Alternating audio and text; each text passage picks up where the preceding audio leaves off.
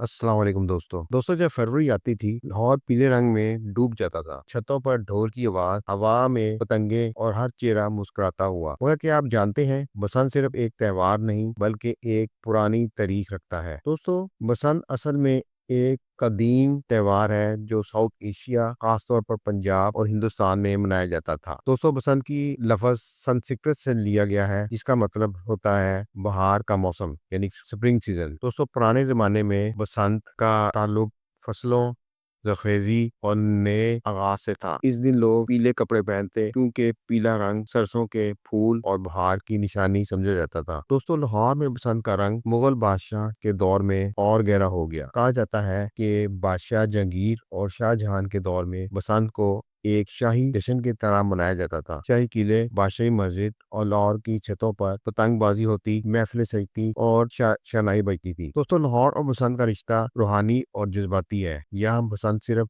पतंग उड़ाना नहीं होती थी, बल्कि छतों पे महफिलें, ढोल और भंगड़े, मकई की रोटी और सरसों का साग और बो काटा की गूंज। पूरी दुनिया से लोग लाहौर की बसंत देखने आते थे। दोस्तों, वक्त के साथ साथ बसंत के जश्न में खतरनाक ढोल का इस्तेमाल, हादसात और कीमती जानों का ज़िया शुरू हो गया, जो कि इंतहाई अफसोसनाक बात थी। इसी वजह से हुकूमत ने धीरे धीरे बसंत पर पाबंदी लगा दी। आज भी ये सवाल जिंदा है, क्या बसंत को महफूज तरीके से दोबारा मनाया जा सकता है? दोस्तों, बसंत सिर्फ त्योहार नहीं, याद है। बसंत आज भी लाहौरियों के दिलों में जिंदा है। ये सिर्फ एक त्योहार नहीं बल्कि लाहौर की पहचान, कल्चर और यादों का हिस्सा है। दोस्तों, अगर आप चाहते हैं कि ऐसी और कल्चर और हिस्टोरिकल वीडियो देखें तो चैनल को सब्सक्राइब करें, वीडियो को लाइक करें और कमेंट्स में बताएं कि आप बसंत की वापसी चाहते हैं। तो चले मिलते हैं किसी और वीडियो के साथ। अल्लाह हाफिज।